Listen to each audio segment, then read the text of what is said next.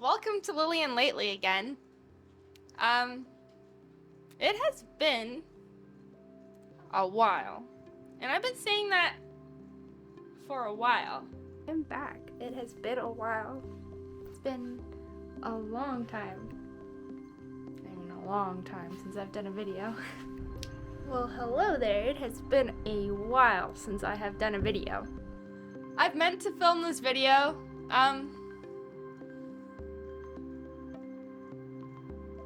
yeah, a lot of times. But here we are, and I'm so glad that you guys have joined us for today's video.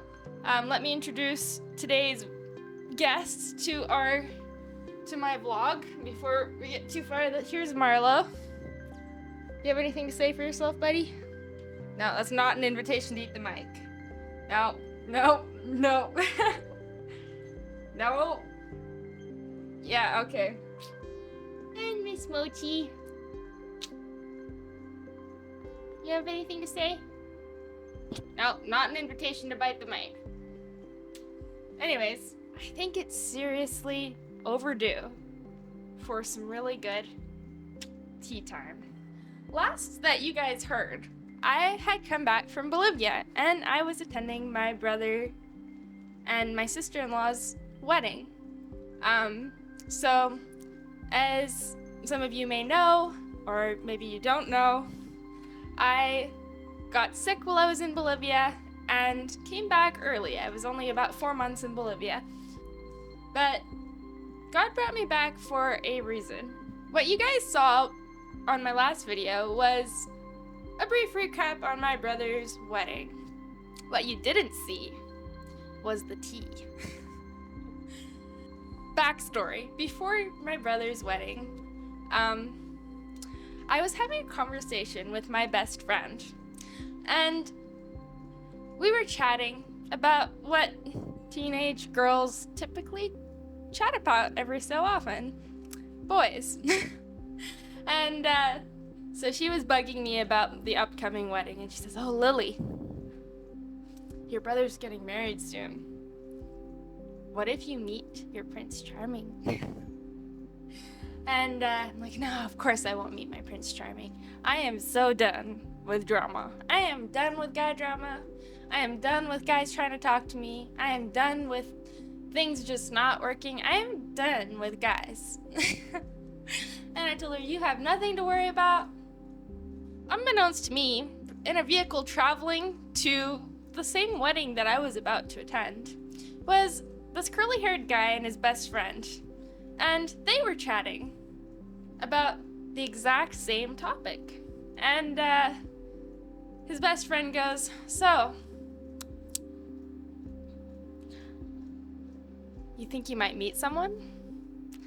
And long and short of it is basically they had a very similar conclusion where he was like, "No, I don't think so." We noticed each other right away, and we each noticed that there was something different about the other person. And he was praying about it, and we did end up talking.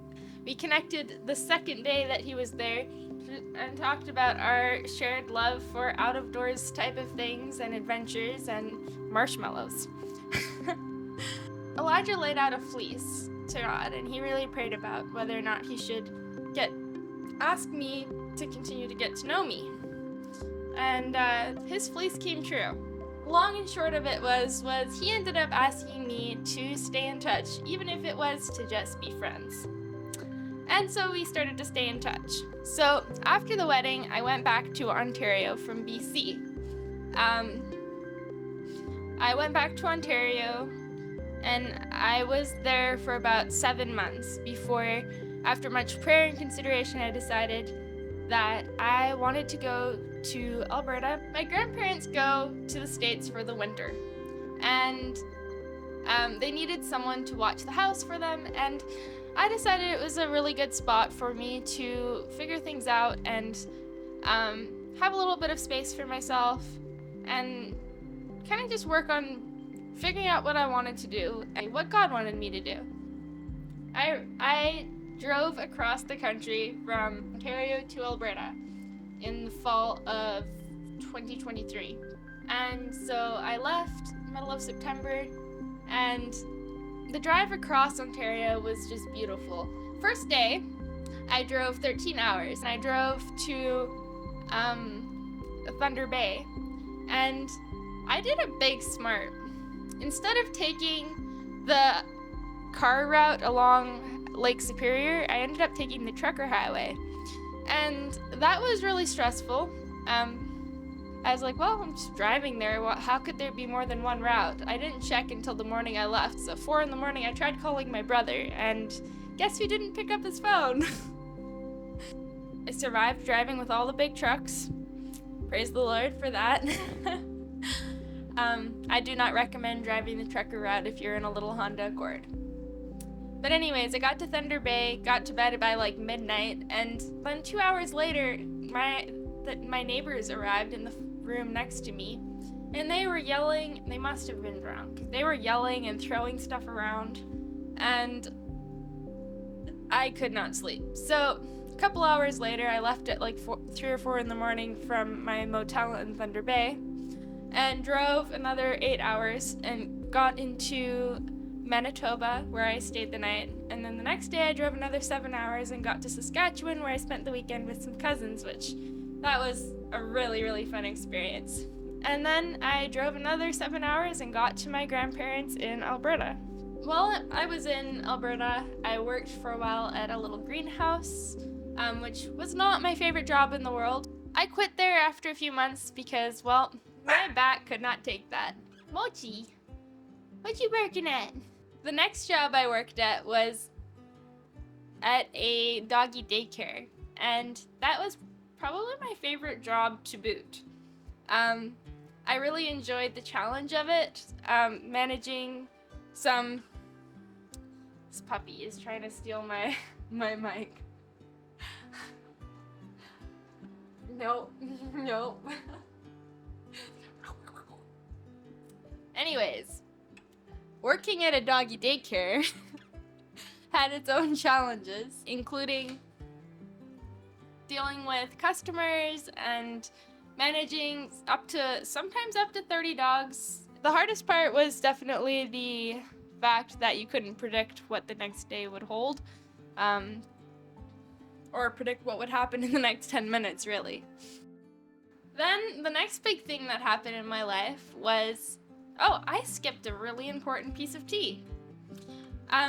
So in 2023, the year I drove across the country, I drove across in September, and Elijah and I started, after much prayer and careful consideration, we started a relationship. And God just really blessed with it. We both were working together in youth ministry. So leading up to that point, we had a lot of opportunity to just kind of get to know each other in a friendship capacity, working together alongside other young people in ministry, which was a huge blessing. And we also were counselors together at together. He had his own unit of boys, I had a unit of girls that I was a counselor for at a summer camp in BC, which was genuinely the best experience ever. And we did that 2 summers in a row.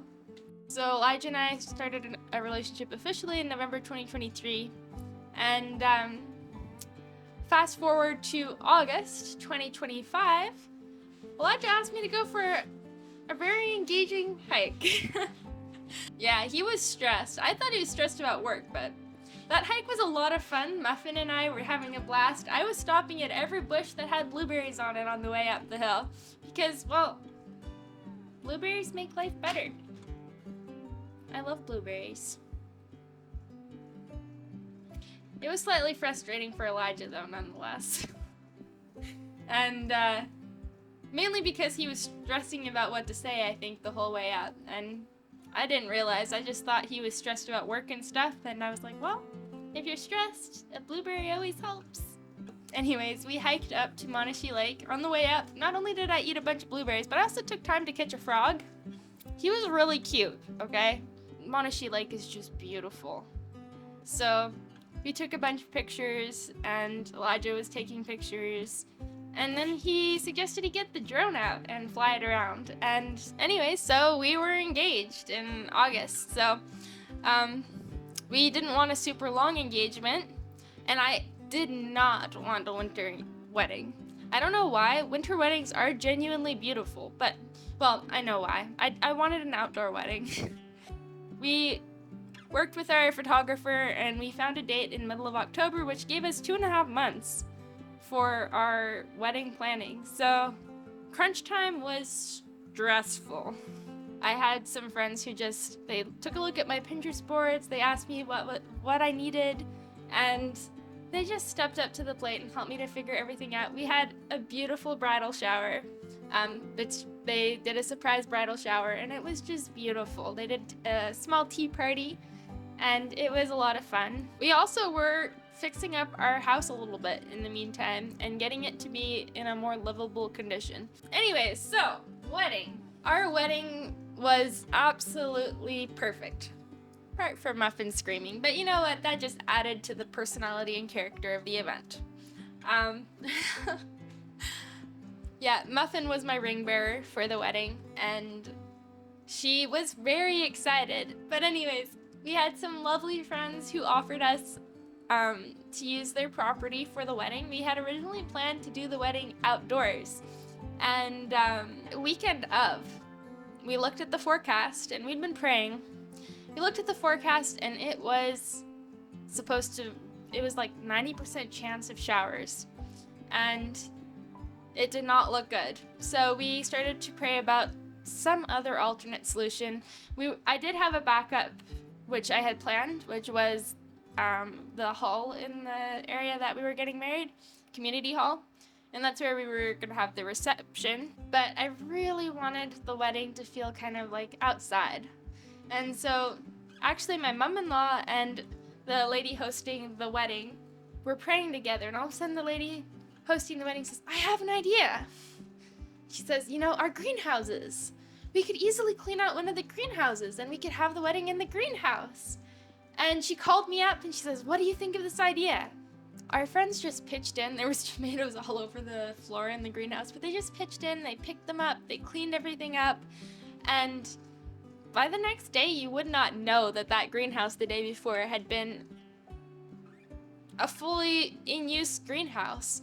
It was beautiful. They put straw down in the benches and a runner down the middle, and my one friend stayed up till like midnight doing flowers, and the other friend came and helped to do flowers for the day previous, and I had people who just pitched in to help with the kitchen and everything, and it just came together so beautifully. It was a small wedding. We couldn't afford to do a big wedding, but honestly, having it be a small wedding was also just really special. And we were all praying. And remember I said it was supposed to be 90% chance of rain the whole day. It was pouring rain all morning while we got ready. It came time for the wedding, and the sky just opened, and the sun came out, and it was beautiful. We prayed that when we were going to do our photographs, we really wanted to do photos outside. And so after the ceremony, our photographer and Elijah and I and our the best man and maid of honor, we went down to the creek and we went and stopped at a couple places on this little backcountry road, and we got all our photos done. And there was not a drop of rain. And the second that last photo happened, it started to dribble a little bit. We got in the car and it poured. God held back the rain for just the perfect amount of time on our wedding day, and that was just so special. After the wedding, we had a honeymoon on Vancouver Island, which was so much fun. It was exactly what we needed. We needed to just relax, and it took me like the first half of the honeymoon to catch up on sleep, I think, from pre-wedding stress. But after that, we did a lot of exploring. We went along the ocean shores and we explored some of the beaches, and we got to see a lot of the tide pools, and we found this really, really cute sea cucumber too. He was so cool.